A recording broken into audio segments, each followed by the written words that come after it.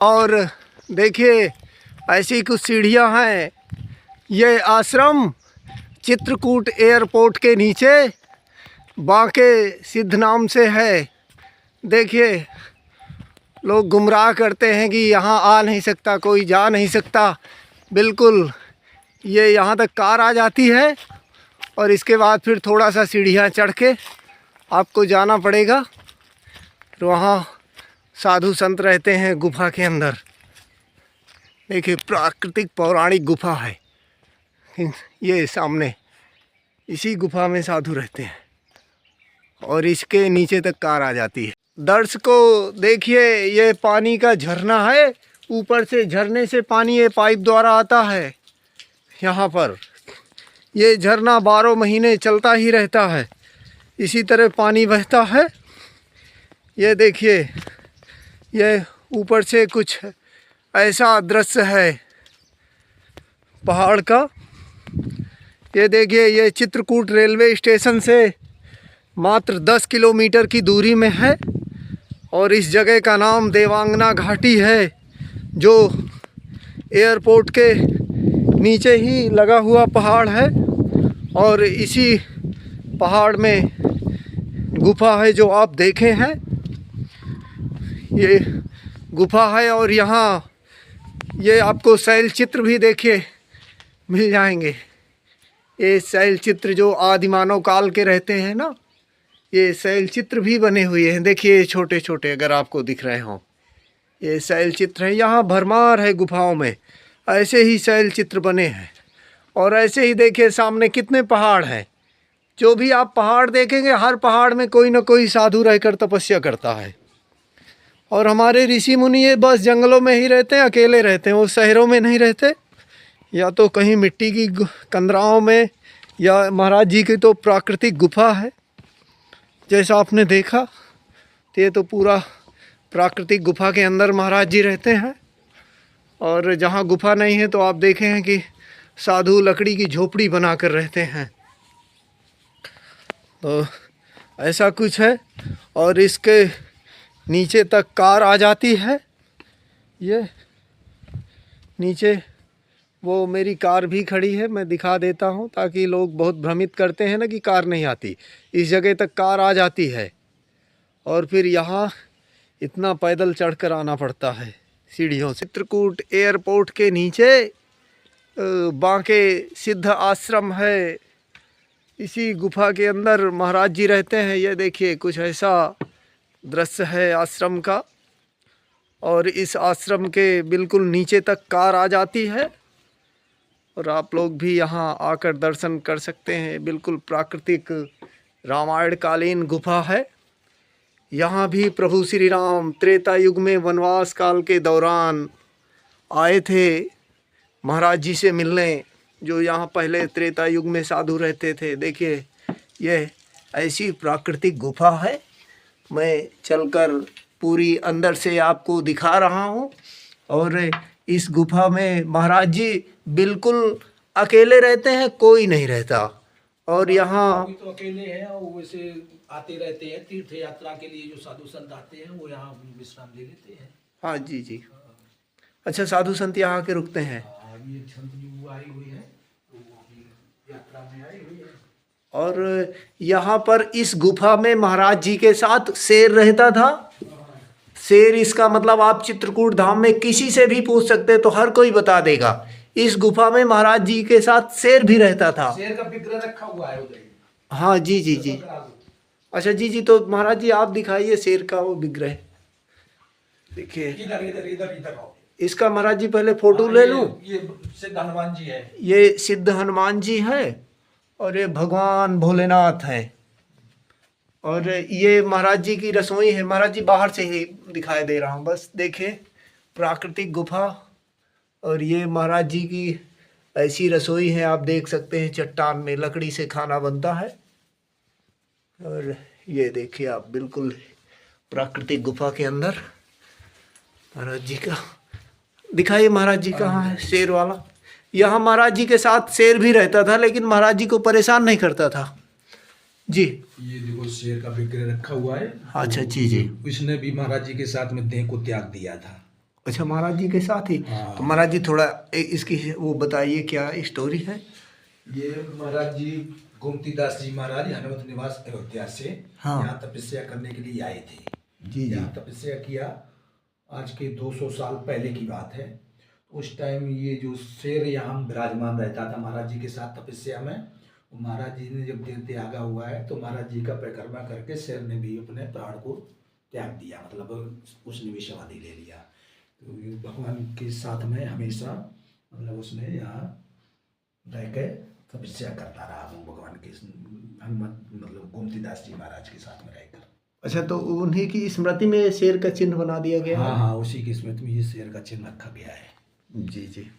तो दर्शकों, मैं आपसे कहना चाहता हूँ, हमारे दुनिया भर के रहने वाले जो भी देवी देवताओं में जिनको आस्था है, ऋषियों में आस्था है, आप लोग बिल्कुल आइए यहाँ बांके सिद्धाश्रम जो चित्रकूट एयरपोर्ट के नीचे है। प्राचीन गुफा। हाँ जी जी, बिल्कुल स्वागत है आपका। जो भी रूखा सूखा होगा आपका प्रसाद भी मिलेगा। और आप आइए चित्रकूट, ये बहुत ही प्राचीन पौराणिक है और एक बार सबको यहाँ जरूर आना चाहिए।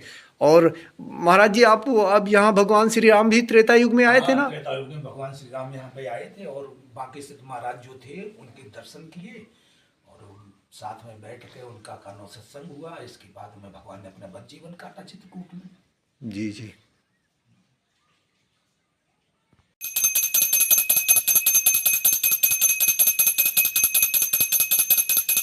हरे स्वामी जय जगदीश हरे, भक्त जनों के संकट दास जनों के संकट क्षण में दूर करे। ओ भूतल पर हुन कुट के नाही। सीताराम सीताराम सीताराम जय सीताराम, सीताराम सीताराम सीताराम जय सीताराम, सीताराम सीताराम सीताराम जय सीताराम। राधे श्याम राधे श्याम राधे श्याम जय श्यामा श्याम, राधे श्याम राधे श्याम राधे श्याम जय श्यामा श्याम, राधे श्याम राधे श्याम राधे श्याम जय श्यामा श्याम, राधे श्याम राधे श्याम राधे श्याम जय श्यामा श्याम। जय श्री राम जय जय हनुमान संकट मोचन कृपा निधान, जय श्री राम जय जय हनुमान संकट मोचन कृपा, जय श्री राम जय जय हनुमान संकट मोचन कृपा निधान, जय श्री राम जय जय हनुमान श्री गुरु रामानंद भगवान, जय श्री राम जय जय हनुमान श्री गुरु रामानंद भगवान, जय श्री राम जय जय हनुमान श्री गुरु रामानंद भगवान, जय श्री राम जय जय हनुमान जय श्री भाके जय हनुमान, श्री राम जय जय हनुमान जय श्री भाके जय हनुमान, जय श्री राम जय जय हनुमान जय श्री भाके जय हनुमान, जय श्री राम जय जय हनुमान श्री भाके जय हनुमान। जय बोलो सीताराम की जय बोलो हनुमान की, भरत लखन रे को दलन को जय बोलो सीताराम की जय बोलो हनुमान की, भरत लखन रे को दलन को जानकी। जय हो राजा रामचंद्र जय हो माता जानकी, और बाकुरे हकीले हनुमान की। जय हो राजा रामचंद्र जय हो माता जानकी, और बाकुरे हकीले हनुमान की। जय हो राजा रामचंद्र जय हो माता जानकी, जय हो बाकुरे हकीले हनुमान की। सीताराम जय सीताराम, सीताराम जय सीताराम, सीताराम जय सीताराम, सीताराम जय सीताराम, सीताराम जय सीताराम, सीताराम जय सीताराम, सीताराम जय सीताराम, सीताराम जय सीताराम, सीताराम जय सीताराम, सीताराम जय सीताराम, जय श्री राम जय श्री राम, जय श्री राम जय श्री राम, जय श्री राम जय श्री राम, जय श्री राम जय श्री राम, जय श्री राम जय श्री राम, जय श्री राम जय श्री राम, जय श्री राम जय श्री राम, जय श्री राम जय श्री राम, श्री राम जय श्री राम, जय श्री राम, जय श्री राम।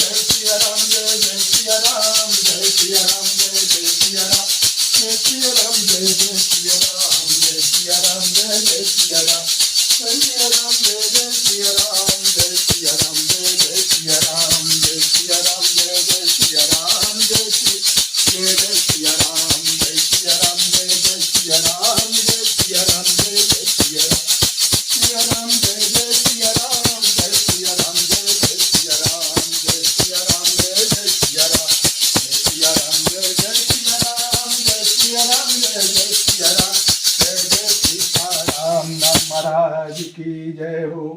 चित्रकूट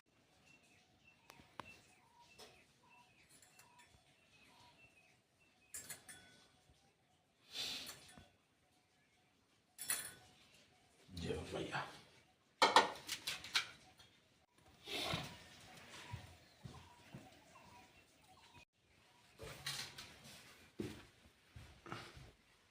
ये आदिनाथ गुफा, बांके सिद्ध गुफा। जी महाराज जी। आदिनाथ गुफा, बांके सिद्ध गुफा। जय। जिसने ये भगवान को सामग्री समर्पण की है उसके लिए भगवान उसके लिए निवेदन करते हैं, भगवान उसकी मनोकामना पूर्ण करें और उसको इसी तरीके से सदमार्ग में लगाए रखें। जय हो सीताराम भगवान की जय हो। महाराज जी आप मोबाइल रखते हैं? नहीं, मोबाइल अभी तो नहीं हम यूज किया है। अब जब प्रभु की जैसी इच्छा होगी वैसा फिर देखा जाएगा आगे। महाराज जी, दर्शकों की मांग रहती है कि आपसे वो सत्संग करें, बात करें। वो प्रभु की जैसी इच्छा होगी उसी के हिसाब से, अगर ऐसा होगा, पब्लिक की इच्छा है, भगवान की अनुमति है तो वो भी हो जाएगा। तो भगवान की प्रेरणा के ऊपर है। अमेरिका से किसी आपके भगत ने कहा था कि आपके यहाँ भंडारा करवाएं, तो मैंने उनको मना कर दिया था। मैंने कहा आप वहाँ अकेले रहते हैं पहाड़ के ऊपर, यहाँ भंडारा कैसे संभव है? जी जी। मानव जीवन में दुख का कारण है मनुष्य को शांति नहीं है, अशांति है, इंद्रियों पे कब्जा नहीं है उसका। इंद्रियां उसकी चलायमान है, तो इंद्रियां जब चलायमान है तो वो भटकाती रहती हैं। तो शांति जब नहीं है तो वो मतलब अशांति में है। अंदर से जब शांति हो जाएगी, अपनी इंद्रियों पे कब्जा हो जाएगा, इंद्रियां भटकेंगी नहीं, तो शांति ऑटोमेटिक आ जाएगी। जैसे कि अभी आपके पास कुछ नहीं है, आपकी इच्छा है कि हमारी कुछ वैभव की व्यवस्था हो जाए, भगवान ने वो भी आपकी कर दी। इसके बाद में फिर आपकी इंद्रियों ने आपको चलायमान किया कि इससे अभी और आगे हो जाए। जैसे मोटरसाइकिल हुआ, मोटरसाइकिल के बाद में कार हुआ, कार के बाद में फिर महंगी कार हुआ, महंगी कार के बाद में फिर फैशन में आ गया, फैशन में आ गया, फिर अपने काफ़ी मतलब इसी तरीके से इच्छाएं बढ़ती रहती हैं। जब इच्छाएं बढ़ती रहती हैं तो उसको शांति कहाँ से मिलेगी? और शांति ये है कि प्रभु की इच्छा से जो भी मिल जाए उसी में शांति आ जाए, तो शांति शांति है। भगवान की सब लीला है, जो जिसको समझ जाता है तो वो अपने वैभव की तरफ विशेष तरीके से नहीं ध्यान देता है। हाँ, व्यवस्था भगवान की जैसी है उस हिसाब से मतलब चलाता रहता है। समाज को चलाने के लिए सब कुछ चाहिए, लेकिन उसमें ज़्यादा हवस नहीं होनी चाहिए कि ये हो जाए, ज़बरदस्ती किसी के लिए नहीं होनी चाहिए। भगवान की इच्छा से जो भी हो जाए वो अच्छा है। किसी चीज़ की ज़बरदस्ती करना कि ये उस लायक है, आप है नहीं भगवान की दया से, और आप उसकी इच्छा कर रही है तो आपको अशांति रहेगी। भगवान की इच्छा से जो होगा तो उसमें तो शांति है। फिर भगवान उसी तरीके से बुद्धि देते हैं, सदमार्ग में चलाते हैं। अनर्गल तरीके से वैभव जुड़ता है तो अशांति होती है। किसी का धन परिश्रम ज़्यादा करवाया, उसको श्रम कम दिया, या किसी का कानो उल जलूल धन ले लिया, वापस नहीं किया, तो ये सब अशांति कारण होती है। यही सब कारण है अशांति का। अनर्गल तरीके का आया हुआ धन वो अशांति फैलाता है। अशांति फैला के और छीड़ हो जाएगा कुछ दिनों के बाद में।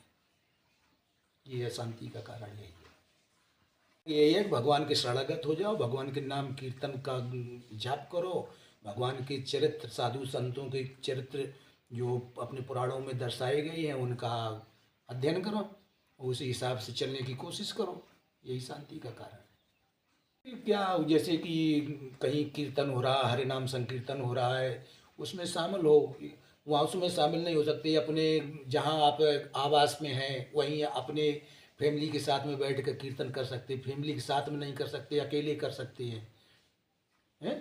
जैसे कि अकेले भी करेंगे तो आपके प्रभाव से आपकी फैमिली उसमें मतलब सदमार्ग में चलने के लिए हो जाएगी। क्योंकि एक सदपुरुष होता है 100 दुष्टों को संभाल लेता है।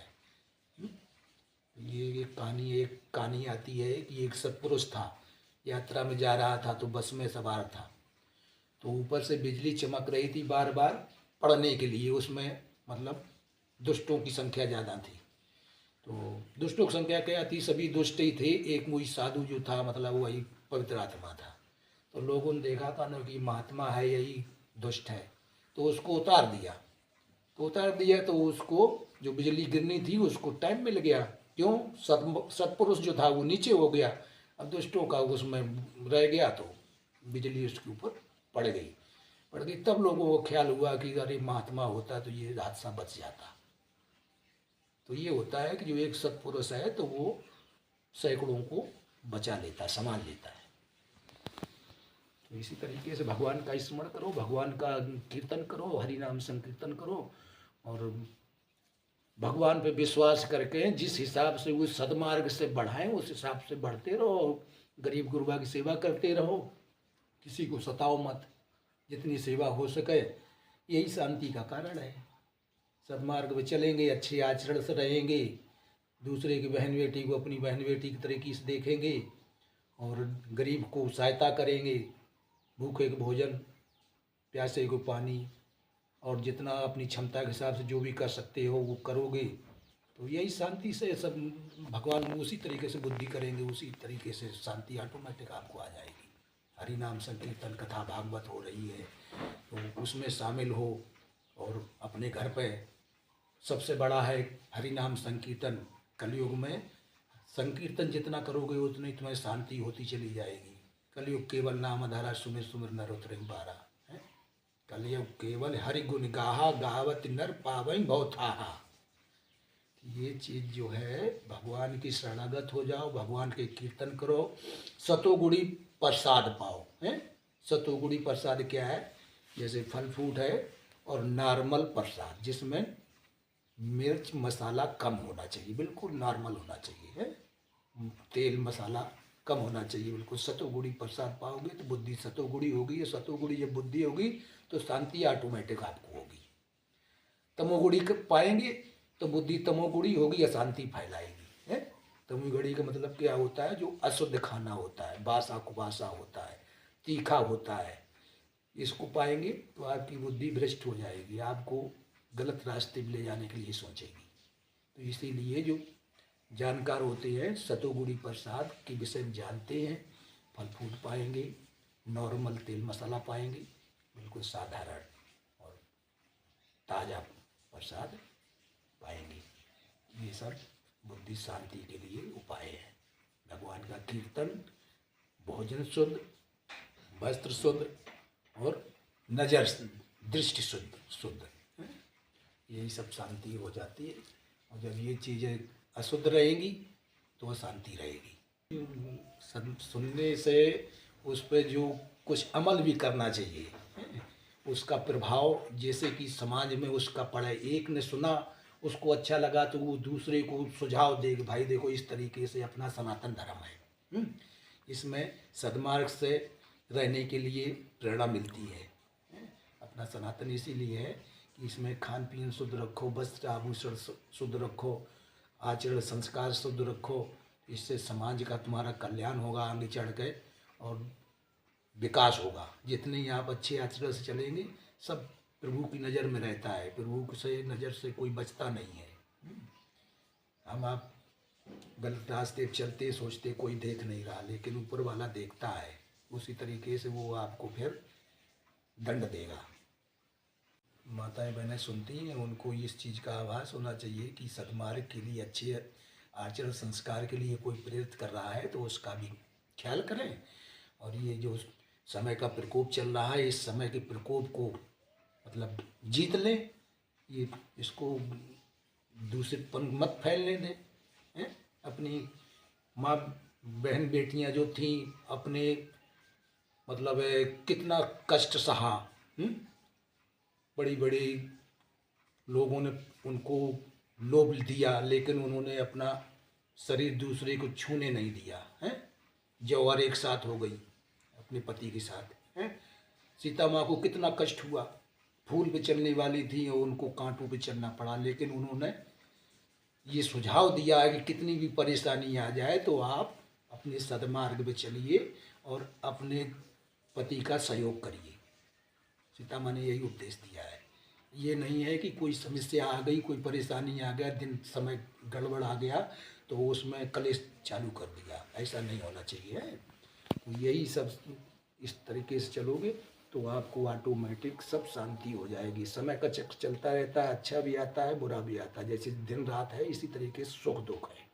अगर दुख आया है तो सुख भी आएगा, सुख आया है तो दुख भी आएगा। लेकिन सुख में अगर इतराओ मत और दुख में चिल्लाओ मत, दोनों को हंसी खुशी खुशी झेलना सीखो, उसको काटना सीखो। जैसे भगवान राम ने और माँ सीता ने दर्शाया है कि वो तो अपार सुख में थी और फिर भी उन्होंने जंगलों में कांटों पे कंकरों पे चल के दिखाया।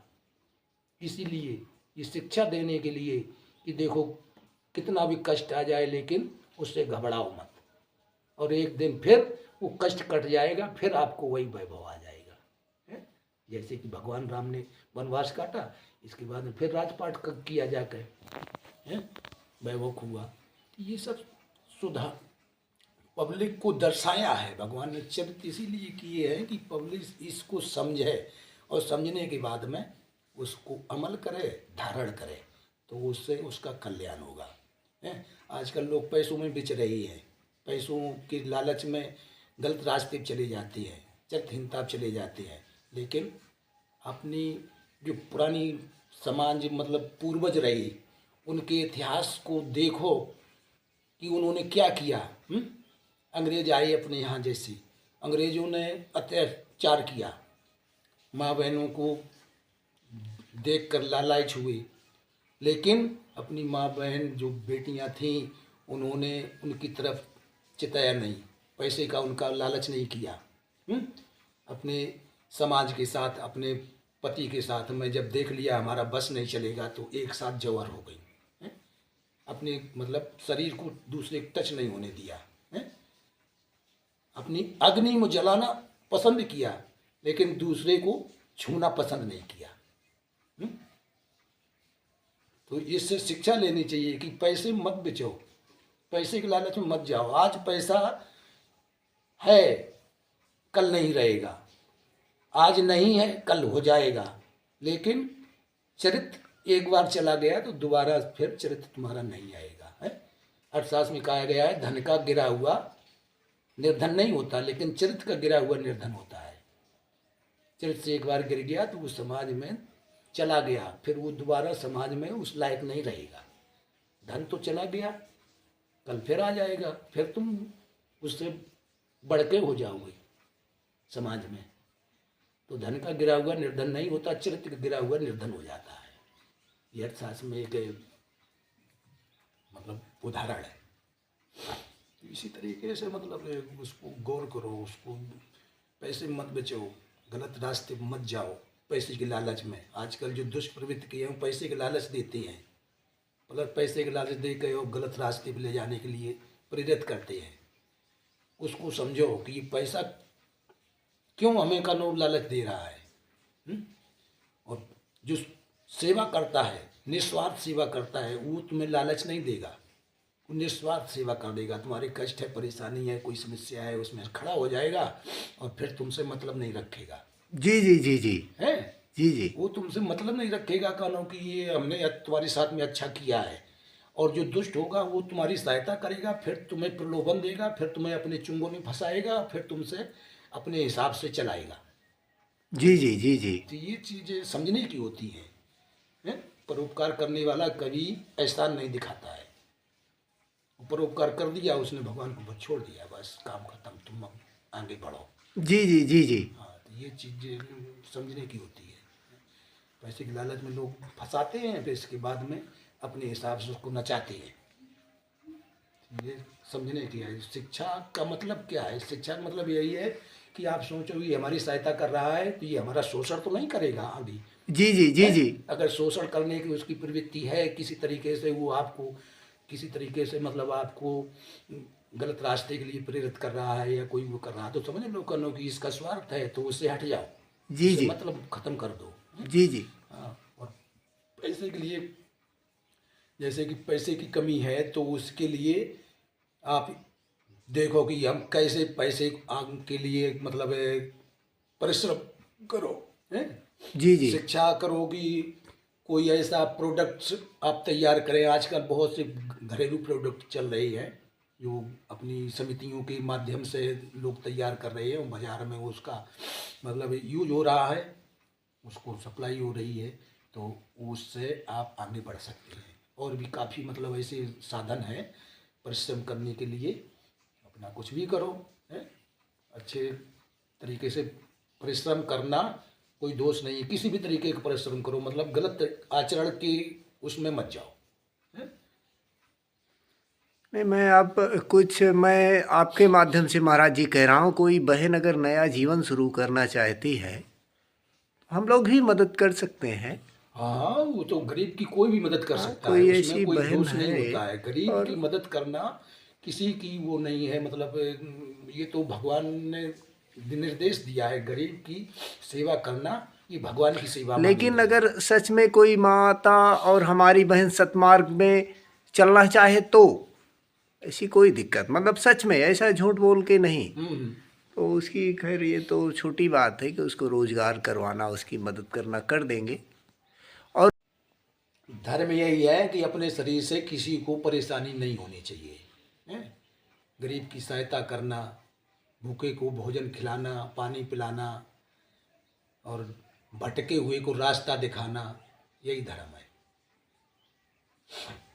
महाराज जी, बहुत लोग आपसे बात करना चाहते हैं, आप मोबाइल नहीं रखते, थोड़ा बता दीजिए दर्शकों को, नहीं फिर मुझे कहेंगे मोबाइल नंबर नहीं डाला स्क्रीन में। नहीं तो अब वो तो बता ही दिया, मोबाइल जैसे अब नहीं है। अब जिसकी ज़्यादा समस्या होगी, प्रभु जैसी इच्छा होगी आगे वैसा होगा।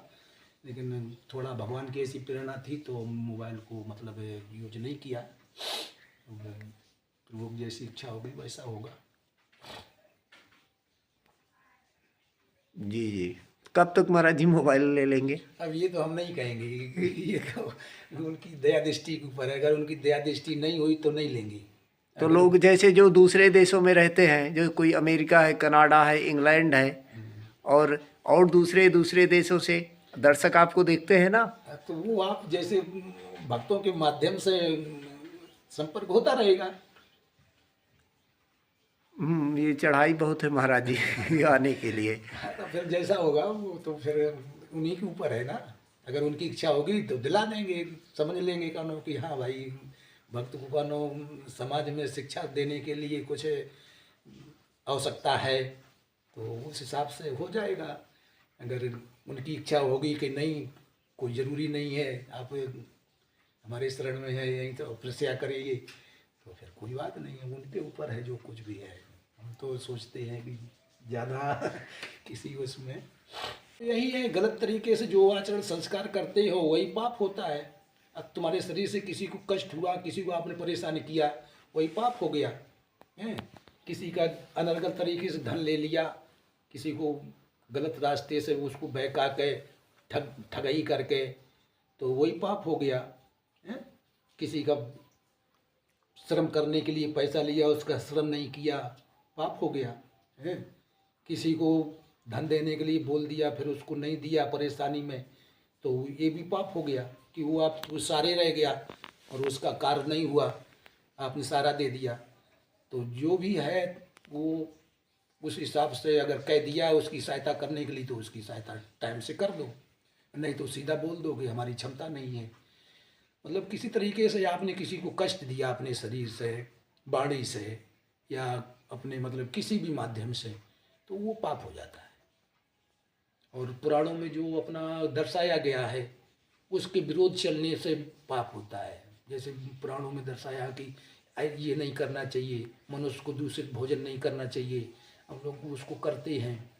और जो असहाय होते हैं उनकी तो छूट होती है, मान लो उनके लिए क्या, जो पतित हो गया है वो उसको तो पतित से पतित क्या होगा, जो पतित नहीं उसके लिए सब नियम लागू होते हैं। तो ये है पाप, यही है कि अपने शरीर से सदमार्ग पे चलो, अच्छे आचरण संस्कार करो, दीन दुखियों की सहायता करो, भटके हुए को रास्ते पे ले आओ, यही तुम्हारा सब है। जब श्रेणी में आता है मानवता की रक्षा करोगे, मानव का मतलब क्या है? मानव का मतलब यही है कि जो सतमार्ग पे चलता है, अच्छे मार्ग पे चलता है, तो वो मानव कहलाता है। और तो जब संस्कार आचरण मानव मनुष्य है और आचरण संस्कार पशु जैसे कर रहा है, तो वो मानव थोड़ी कहा जाएगा, तो वो तो फिर पशु ही के समान हो जाता है। और मानवता क्या है? मानवता यही है कि अपने से किसी को सहयोग कर दो, अपने से किसी का कनो हित कर दो, तो यही मानव का कर्तव्य है। दूसरे की रक्षा करना, दूसरे का सहयोग करना।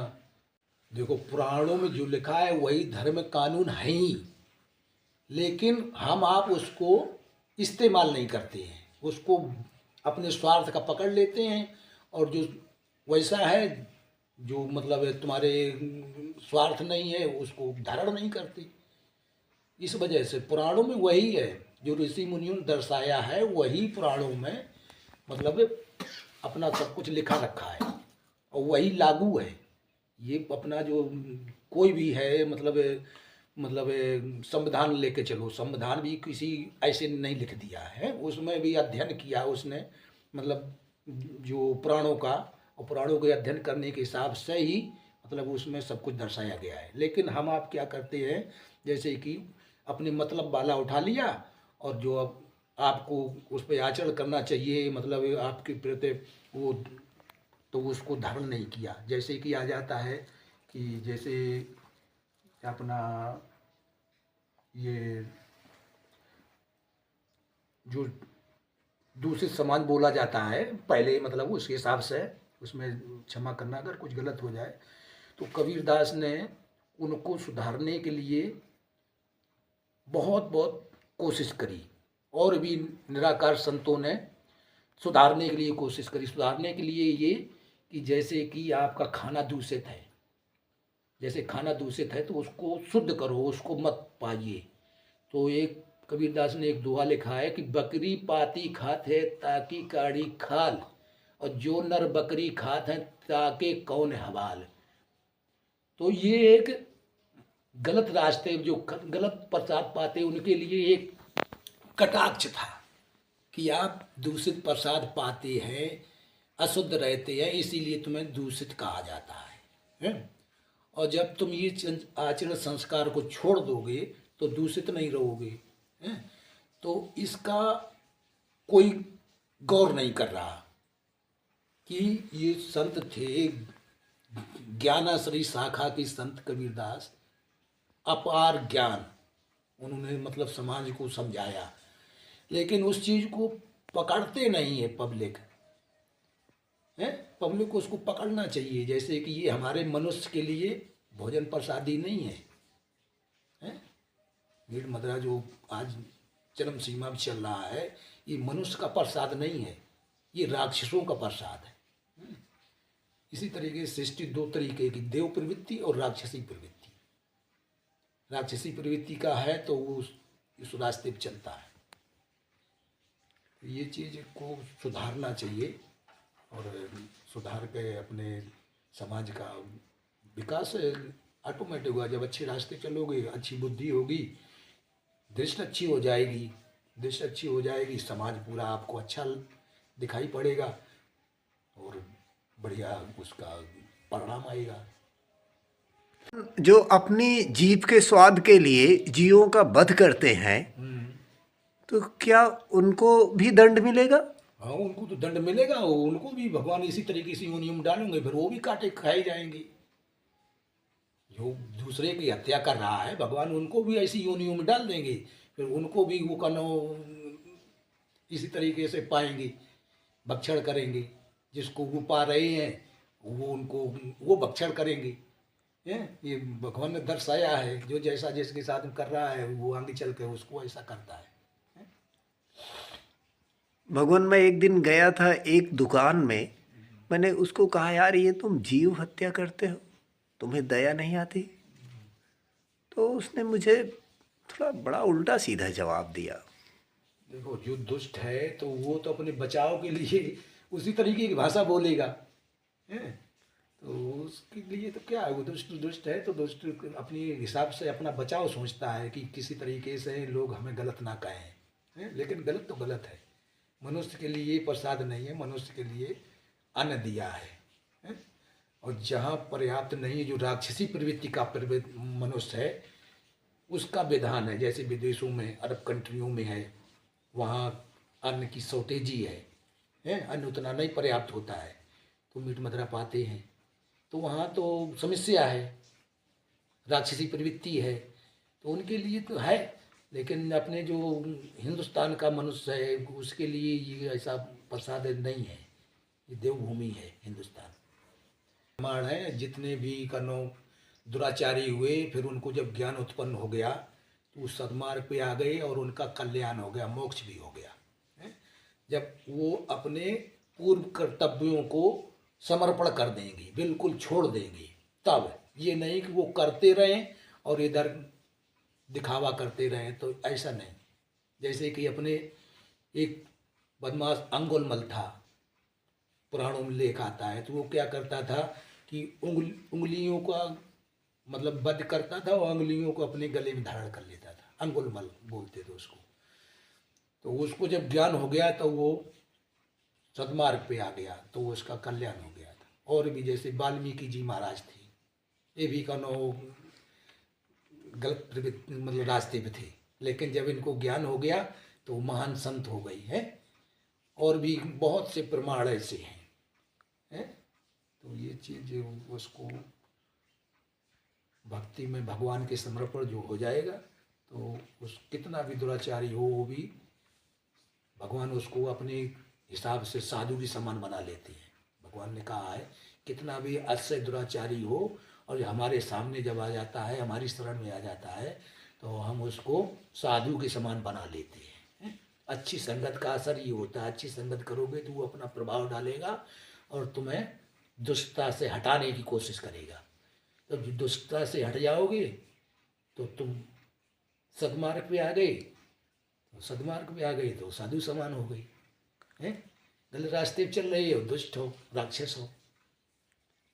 तो भगवान क्या जो उसने पिछले कर्म किए हैं, जो बुरे कर्म, तो वो कट जाएंगे या भोगना पड़ेगा?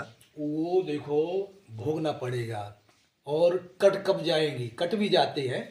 भगवान की जब शरण ग्रहण कर लेगा और पूरे तरीके से भगवान को समर्पण हो जाएगा, तब कट जाएंगे हैं? और भगवान को समर्पण नहीं हुआ, खाली दिखावा करके रहा, तो उसको भोगने पड़ेंगे हैं? जैसे कि उसने गलत किया, फिर उसको पश्चाताप हो गया।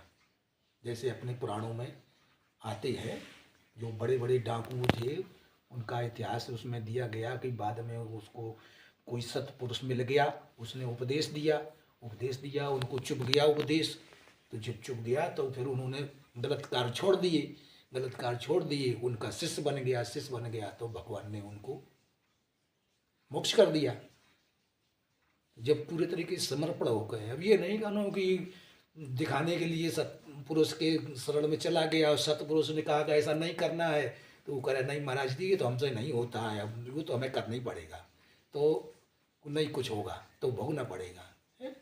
और भगवान के जो शरण में तन मन धन से आ गया तो उसका माफ हो जाता है। ये ऐसा है, वैसे तो भोगना पड़ेगा, वैसे नहीं अमिट होगा दिखावा के लिए, उन्हें के दान कर रहा, पुण्य कर रहा, तो इससे नहीं मतलब है उसका कटेगा। भगवान की शरणागति होने से कट जाएगा। और पूरे तरीके से जब शरणागति हकीकत में शरणागति होगी, दिखावे की नहीं होगी। ऐसा सच है, पिता हुआ गुरु हुआ है, तो भगवान ने अपने ही स्वरूप बताया है। पिता हुआ गुरु हुआ, तो ये तो भगवान का ही स्वरूप है, तो उसको जो नहीं करता तो जो पुराणों में दर्शाया गया है, तो उस हिसाब से उसको भोगना पड़ता है। महाराज जी, जब मैं पिछली बार आपका सत्संग लेने आया था जी जी तो एक दुष्ट प्रवृत्ति का व्यक्ति आपको परेशान कर रहा था जी। और आपको गुस्सा नहीं आ रहा था, आप मुस्कुरा के जवाब दे रहे थे। इसके विषय में जानना चाहता हूँ महाराज जी। देखो, इसके विषय में ऐसा है, जब भगवान का आशीर्वाद हो जाता है हाँ। तो अच्छा बुरा झेलने की सभी क्षमता भगवान दे देती है। अब जब सतमार्ग में चलोगे, सब संत आचरण को धारण करोगे, तो दुष्ट को सुधारने के लिए भी क्षमता आ जाती है? कितना भी दुराचारी है, खाना बदोश है, तो उसको डील करते करते थोड़ा बहुत उसको फिर उसका जब समझ में आएगा, कुछ उसको एहसास होगा, तो वो फिर बदलने लगता है। और भगवान का ये सब आशीर्वाद होता है। भगवान शक्ति देते हैं उसको झेलने के लिए, दुष्ट के व्यंग वचन को झेलने की, दुष्ट के गलत खान पीन की, मतलब उसको भगवान मतलब संत को शक्ति देते हैं कि वो सब सह जाता है, दुष्टता करने वाले को भी झेल जाता है, उसको बुराई नहीं मानेगा और उसको सुधारने की कोशिश कर देगा कि भाई जैसे दारू मदरा है तो इसको पीने से राक्षसी प्रवृत्ति बनती है, माइंड असंतुलन बिगड़ जाता है, सोचने की जी क्षमता नहीं महाराज जी, मैं सोशल मीडिया में कहना नहीं चाह रहा था। वो पिछली बार एक शराबी आके आपको इसी गुफा में परेशान कर रहा था, आप हंस के मुस्कुरा के उसको बार बार टाल देते थे। कोई बात नहीं। देखो, दारू जैसे है कि अभी राक्षसी प्रवृत्ति में आती है। जब दारू एक दवाई के तौर पे जैसे जो लेते हैं तो वो दवा का काम कर जाती है। दारू नहीं भी- महाराज जी, क्या दुष्ट को जवाब नहीं देना चाहिए? जैसे आप नहीं उसको जवाब दे रहे थे, मेरा क्वेश्चन ये था। उसको जवाब तो देना चाहिए, लेकिन उसको समझ में नहीं आएगा ना, तो उसको क्या जवाब देने से फायदा है? दुष्ट को जब कुछ समझ में नहीं आएगा तो उसको जवाब देने से क्या फायदा हो? तो उसको टाल दो, उसको निकाल दो। और उसको अगर सुधारने की थोड़ा बहुत उसको क्षमता है तो सुधारने की कोशिश कर दो, उसको उस तरीके से उपदेश कर दो कि अगर उसको थोड़ा दिमाग में टच हो जाए तो कुछ सुधर जाएगा, कल्याण हो जाएगा। और उस पर क्रोध करना, गुस्सा करना, उससे क्या बिगड़ना? उससे अपने बिगाड़ना है। दुष्ट को ऊपर गुस्सा आप करोगे, हाँ, हद से ज़्यादा जब ओवर हो जाए तो फिर गुस्सा भी करना पड़ता है। धर्म के प्रति अगर ज़्यादा किस तरीके से वो उपद्रव करता चला जाए तो फिर लास्ट में क्रोध भी करना मतलब ज़रूरी हो जाता है। जब वो सीमा से बाहर चला जाए तब, ये वैसे क्रोध कोई ज़रूरी नहीं है।